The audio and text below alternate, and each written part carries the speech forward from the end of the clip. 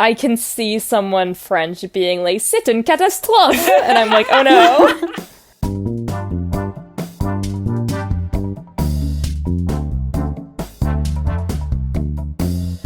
Welcome to Baggage Claim, an unofficial Jet Lag the Game companion podcast. We're continuing our off-season tradition of rewatching past seasons while waiting for the next one. Today, we're unpacking episode 1 of season 3, Tag Eur It. I'm Kira.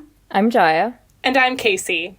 Jaya, what's your worst restaurant experience? Oh, that's a good question. I was really racking my mind trying to come up with one where I ate something that I just really hated, and I honestly think I've probably blocked that out. But I would say the most unpleasant time I had at a restaurant was during a road trip the summer after my sister and I graduated high school. We were in, southern Idaho, and my whole family is vegetarian. I was raised vegetarian, and we were looking for any restaurant that had at least one vegetarian main dish in southern Idaho, and we had to go to 3 restaurants to find one. And that just, single-handedly turned me against southern Idaho. We were so hangry by the end of it. Oh my god, I'm sure. Casey, what about you? So what's immediately coming to mind is not exactly a restaurant, but more of a cafe situation. I was in Edinburgh, and my friend and I were wandering the streets, and we saw this delightful little cafe with the best vibes ever, just super cute and cozy, and we ordered hot chocolate. And when I say that this was the worst hot chocolate I've ever had in my entire life. What did they do wrong? It didn't just taste like nothing. It tasted actively bad. Not burnt, just bad. Oh, no. And it was very watery, and it was pretty expensive because it was Edinburgh. And I was so close to asking for my money back, which is something that I've never done and am not really comfortable doing. It was horrendous. I feel like a pretty bad restaurant experience I've had was when Casey, my mom, and I went to a restaurant when I was in maybe middle school-ish, and it was kind of a nice restaurant. We must have been going for some kind of special occasion, but I remember all of the items on the menu were, very fancy, where it would be, microgreen salad with and I think we got that, and the microgreen salad was probably one singular leaf of arugula. It was so small. I think it was one sprout. That's my memory. Sprout. And just for context, our family is not the fine dining type. We tend to go more for quantity of food. And so it was in the middle of a gigantic platter. It was one of those plates where it was a plate with a bowl in the middle, and it was truly one sprout, maybe a slice of pecan or something, and we were this is it's not food. Well, let's jump into the recap. We're back in season 3 with OG Tag. This was the first round robin season, so it was the audience's first time seeing how the players fared on their own. Ben, Sam, and Adam started in good old Charlottesville, where we've now seen them start so many times before. Ben was the first runner, with his end location being Borkum, Germany. Good reminder that there have been minor changes even on this original game board, because the Mandela effect really had me thinking that Jersey was always the end goal for the first runner. This is why we do rewatches. Ben starts his run by boarding a train to Lille, thinking that since there aren't many trains between Charleville and Lille, that might buy him some time to do challenges. The chasers clock his route immediately, and instead of waiting for the next train directly behind Ben, they decide to take a bus first to Kherson before connecting to Lille. This puts them only an hour-ish behind Ben. When he arrives in Lille, Ben pulls the first challenge of the game: eat at the worst restaurant. He goes to Le Club Café to have a hot orange goo sandwich and a lukewarm mojito. Yummy. With his new coins, Ben decides to take his first available advantageous train out of Lille, opting to buy a ticket to Ghent rather than waiting for a later train to Brussels. He successfully boards the train just as the chasers arrive in Lille, giving him a brief illusion of safety before Sam and Adam track him down and tag him on the train. I know it's a pretty underrated moment, but to me, that's one of the greatest jet lag moments of all time. Now that the first tag has happened, it's Sam's turn to start his run towards Zermatt. Although he actually travels exactly away from Zermatt, catching a train to Calais to show his early yet consistent strategy to grind challenges in hard-to-reach locations, banking his coins for later runs. In Calais, he completes the Commit an American Crime challenge by drinking alcohol in public, and then he gets cursed. The name of the next town he goes to can't be longer than 5 letters. He was planning to go to Dunkirk, but now that plan is out the window. But the chasers don't know that. And since they're convinced he's going to go there, Adam and Ben start heading towards Dunkirk to try to cut Sam off. To conclude our recap, I've come up with a title to highlight the most important moment of the episode.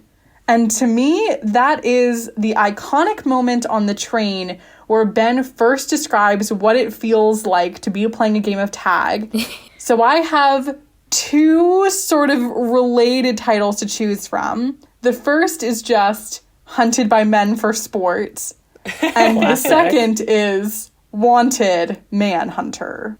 Ooh. Do either of you have any suggestions? My title idea was inspired by Casey looking up the menu of the cafe to try and figure out what the orange goo sandwich actually was. And both options that we could find were chicken-based. So my suggestion is chicken goopy. Yucky. Well, I will pass things over to Jaya for the Strat Chat. Thanks, Kira. Welcome back to the Strat Chat, our segment where we break down the strategy and gameplay of the episode. This is the first episode of a format that's become an annual tradition at this point, so I wanted to break down the opening moves. Now, these lads aren't particularly good at tag yet, which means that we actually got to see the beginning of 2 runs in this short episode, each with very distinct strategies. And while we break this down a little bit during the U-turn in season 15, I wanted to go a bit more in depth about it. So first, we saw Ben taking low-speed trains and spending a good amount of coins to go deep into his region. They ended pretty far north, where he wanted to go, but Ben had fewer coins than he started with. So I first want to assess, what do we think are the pros and cons of zipping out into your region immediately? I do see quite a necessity to take a train out of there so you don't get caught immediately in 45 minutes once the chasers are out of jail. But I think the question really then becomes, how far do you go, and how crucial is your direction? I think this is a really interesting question, especially upon rewatching the first ever episode with this kind of game format, because I think that we see how worried Ben is about the possibility of getting caught immediately. Mm-hmm. I think that it's clear that he really wants to speed out of there to at least eliminate the possibility of getting caught in Charlottesville. That being said, I think we also see him slightly underestimate how fast the chasers were actually able to get to him. Obviously, it seemed like he was not thinking about the bus. I think how he compared the weight of speeding out of there versus taking advantageous trains was just really outweighed by the anxiety around getting caught immediately and not really knowing how fast the chasers could come after him. It reminds me a lot, actually, of the first episode of Snake, where it seems like Ben also had that mindset in his first run, where his whole thought was that he just didn't want to get caught immediately. And I think that that is a really compelling strategy in the beginning of a new format. You just don't want to flop.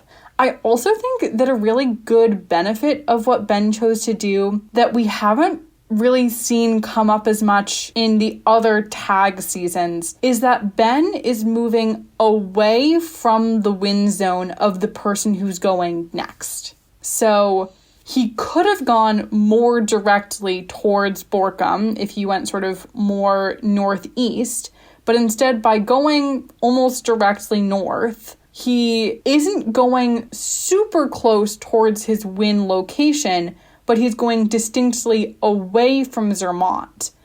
I don't really remember whether this comes up more this season. Maybe that's something we can keep in mind, because we definitely saw this episode that Sam, when he was still a chaser, was really thinking through his routes of, depending on where the catch happens, where is he going to go? And so I wonder if there's more forward thinking in this season of trying to make sure that you're making it harder for the next person and sort of factoring that into your mental calculus as well. Because if Ben goes really far north and then Sam tries to get back to his win zone, that's still keeping you relatively central. I think this is the first season where they're really considering how to screw up each other's plans while it's still advantageous to them. Because in earlier seasons, they definitely talked about, okay, here's how I'm going to screw over the other team. But it wasn't necessarily for, oh, here's what I'm going to do that's best for me and worst for them. Now they're making the decision of which thing that's okay for you to do is going to be worse for the next person. And I think that was something that they really had to contend with at the beginning of doing round robin games, where you know who's going next and you don't want to set them up for success because you're the only one with a real goal right now. I wonder if that's also maybe a remnant of them playing Connect 4, where at this point they haven't played very many games of jet lag, and so circumnavigation is, of course, a very different format, maybe less applicable to the other seasons. But in Connect 4, we saw a lot of strategy was trying to block the other team even more than it was to get your own Connect 4. And so I wonder if that was sort of seen as a good strategy for jet lag, and whether that plays more of a role this season as the strategy of jet lag in general is getting established. Well, then after Ben's run, we saw Sam going next, and he very explicitly said that Ben was wrong to choose the use coins and zip out towards your end location strategy, and instead, Sam's gonna strand himself in a place for 2 hours and grind out challenges, regardless of how advantageous the place that he ended up was for him. So I wanted to get your read on the pros and cons of grinding challenges and tag, because personally, I am not in favor of this strategy, because there's such a high risk of getting stranded. I also think that in later seasons, he's more thinking about, let me strand myself somewhere that is helpful for me, and then do challenges, versus right now, he ended up stranding himself in a place that could be really good for Adam, the next runner, which just kind of felt like an oversight. And so what if you get stranded?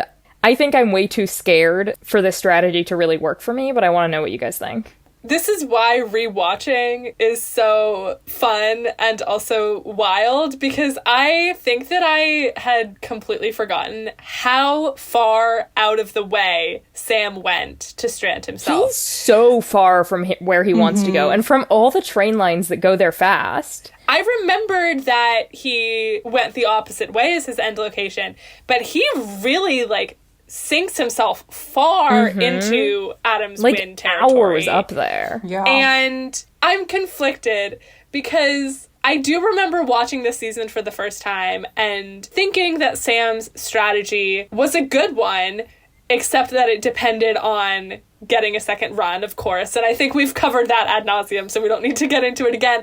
But I think that the idea of getting somewhere that is not super easy for the chasers to get to in a smaller window of time, either requiring them to figure out some convoluted way to get to you or giving yourself a 2-hour window, I think that's a really great strategy. I think the best way forward is to find some sort of middle ground, because I also think that there is a benefit to continuing to move and to stacking a few challenges on top of each other, not just trying to do 10 challenges at once.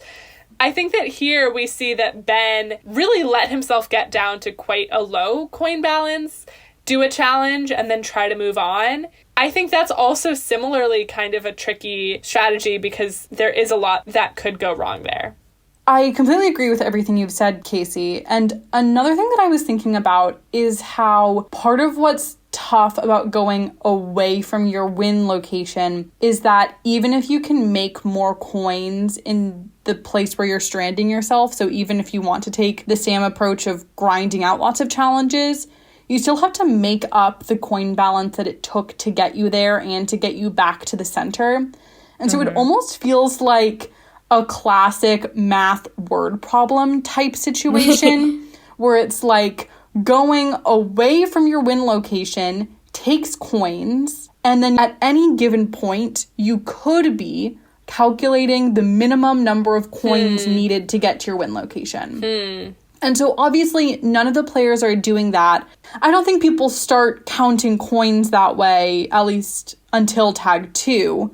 Yeah. But if you were to go to Calais, that means that you're physically further from Zermatt. It would be interesting to say, how many additional coins does that cost him?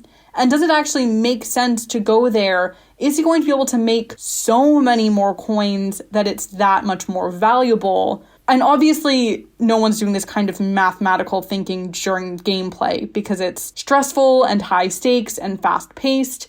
But it is making me interested whether there is a sort of optimal route and in which kinds of situations, like how far out of your way is optimal if you're able to get stranded for a certain amount of time. It feels like you could solve it. That makes me think of how recently in the layover during Tag All-Stars, they were talking a lot about expected coinage per amount of time doing challenges. Mm-hmm. So how many coins you would make per 15 minutes, per 30 minutes, or whatever unit of time they're using. And so I'm thinking about that sort of math that you're bringing up. I think really the answer would be, if I strand myself here, it's going to cost me, let's say, 700 coins to get here, 700 coins to get back. Mm-hmm. So I need to make up 1,400 coins. I will have 90 minutes before the chasers can get here. In 90 minutes, is the expected value 1,400 coins or more? Because if it's exactly 1,400 coins, you're kind of just ending up exactly where you started, but in a worse location.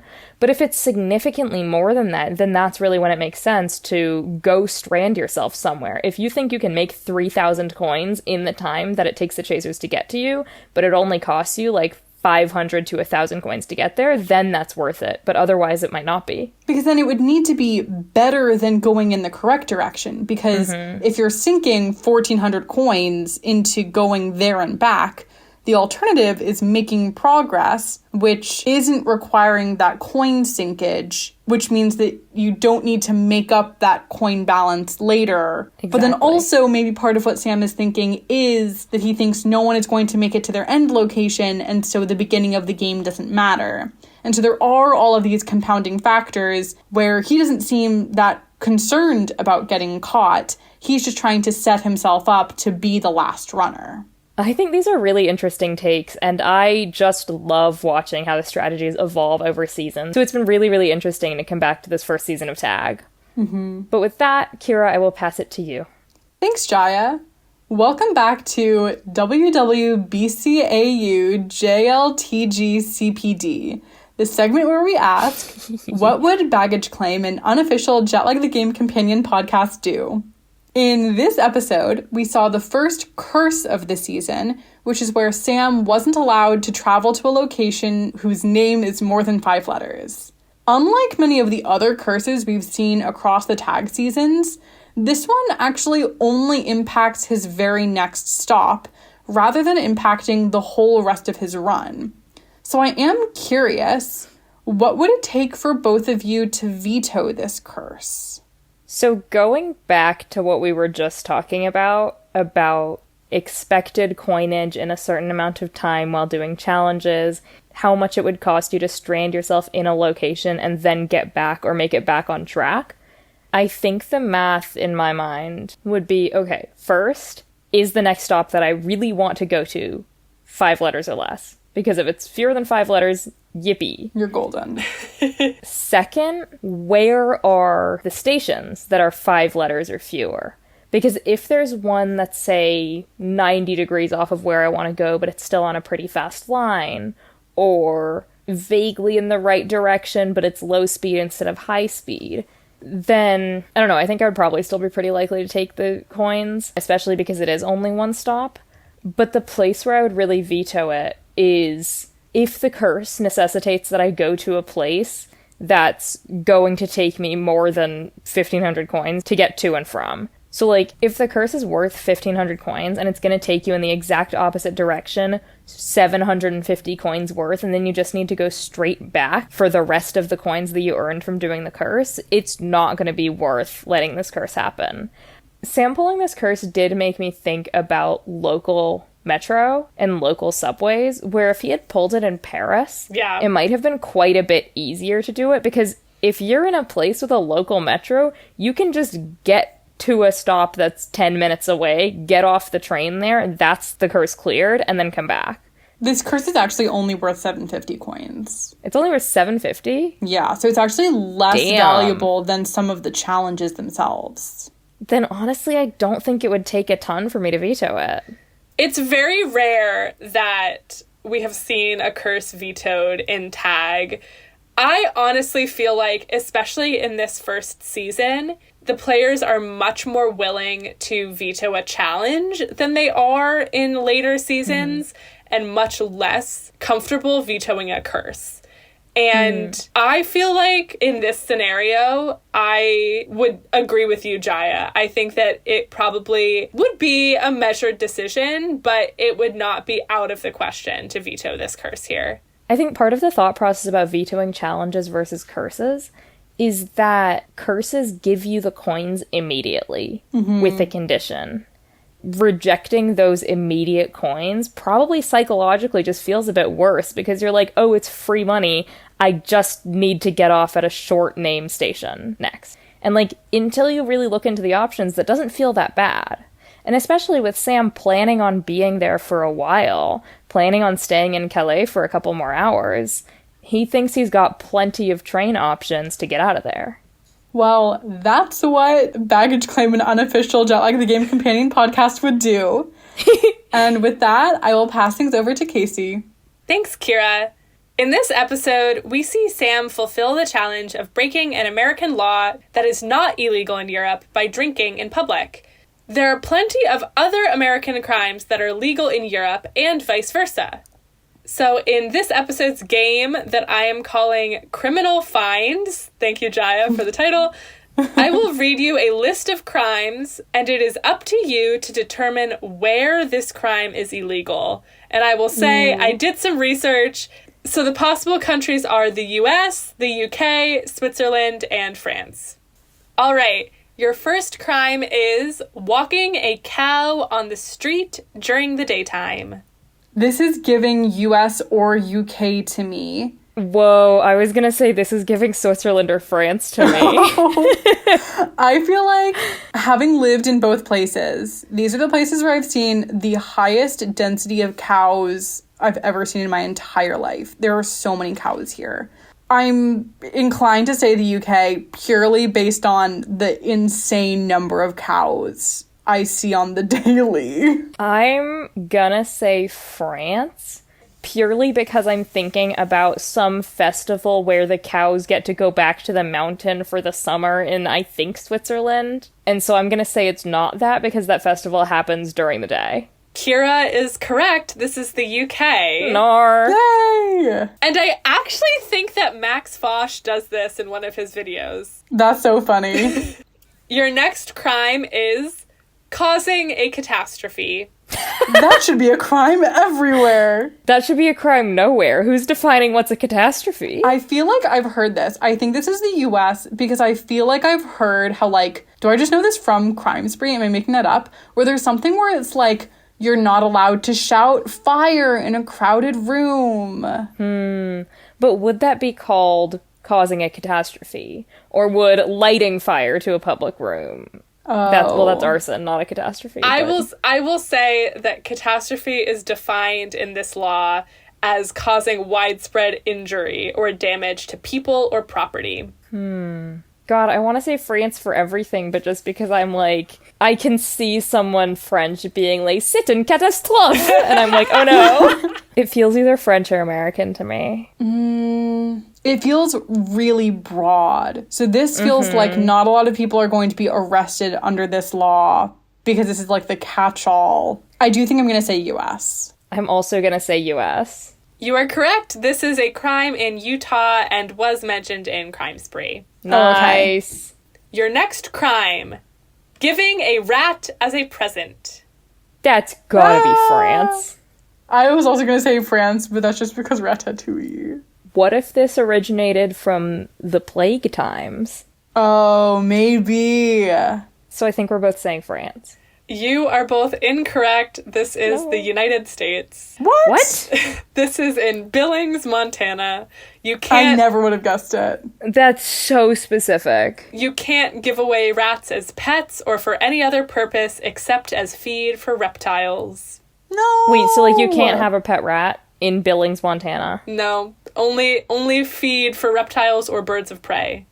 Staying on that track, your next crime is to own only one guinea pig. Wait, like it's legal, or like you have to own only one guinea pig, or it's illegal to own a single guinea pig without others? This country requires that everyone own a single guinea pig. No, if you own guinea pigs, you are not allowed to own only one. You have to own multiple guinea pigs. Because they're pack animals. I might say Switzerland because Switzerland feels kind. And also, like, it feels like this wouldn't be in a place with a ton of people. Gonna say UK because I haven't guessed it yet. Kira is once again correct. This is Switzerland. No! No! All right, we're gonna stay on the animal track for one more crime.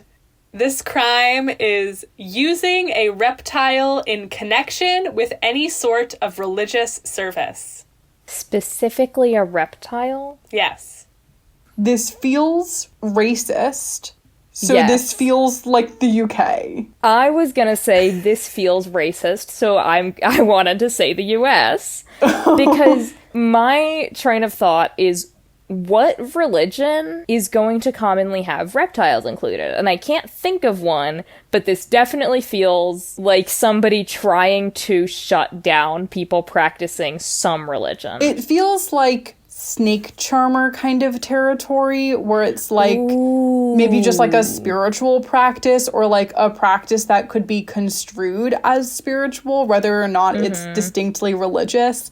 And that just, to me, I feel like the US and the UK are big colonial powers, and I associate the UK with having a lot of, like... The UK is very Asian Oriental colonial power to me, and so that is something that makes more sense of them trying to enforce. I think that both the US and the UK are quite problematic with their racism. Obviously, I don't think that that's, like, particularly controversial to say.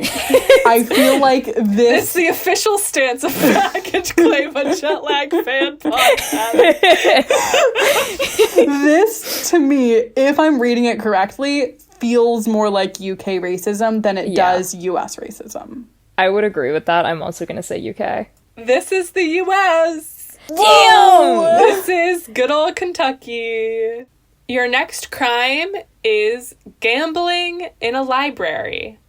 Whoa. I don't know much about gambling laws in general. I'm trying to think of who has the strictest gambling laws, and I don't know. I know the US has really strict laws some places, which means I think that most places it doesn't have strict laws. Because, like, you need to really specify. I don't know anything about... Yeah, so if it's, like, blanket ban in certain locations, they're not going to have to specify library. Yes.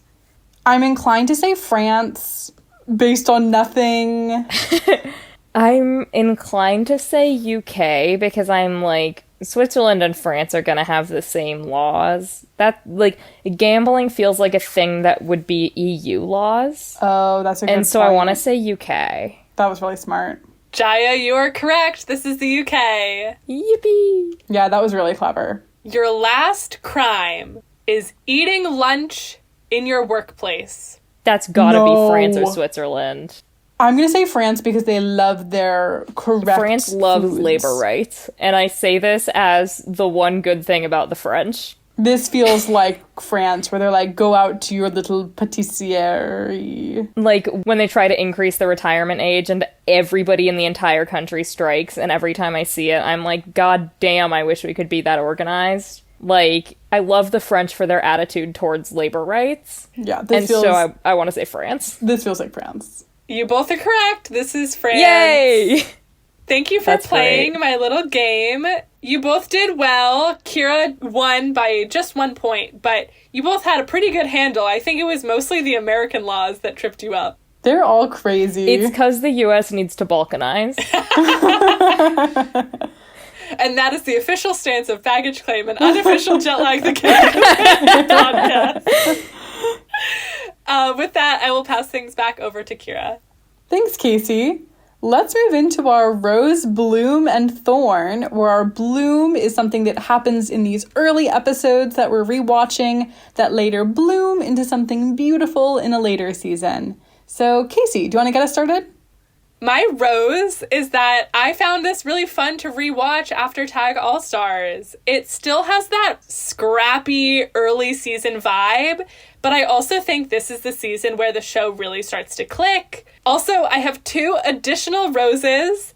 The first one is that this week I watched the first episode of Scav, and I absolutely loved it. I thought it was really, really well done as a documentary series. I thought it really balanced the fun silliness of the scavenger hunt itself with more of the emotional beats of the people playing the scavenger hunt. I'm so excited to watch it. I'm really excited to keep watching. My second additional rose is that last weekend I went to the DC meetup of Jetlag fans and my team won at trivia, and it was really nice to meet people. Hell yeah. Yay! Casey, you represented us well. I'm so glad you won at trivia. Of course we won. My thorn is that although one of the iconic moments from this Tag 1 season is seeing Ben get tagged so early into his run, it is always a bummer of a reminder that buying a ticket on that train meant that he lost those coins, even though he didn't actually end up taking that train. Yeah. Such a bummer. Brutal. And my bloom was that seeing Adam get really excited about cutting Sam off on a route that Sam couldn't end up taking because of a curse felt pretty familiar. Maybe not that exact same scenario, but just that general kind of vibe of the chasers and the runner felt familiar with future seasons. Totally. Jaya, how about you?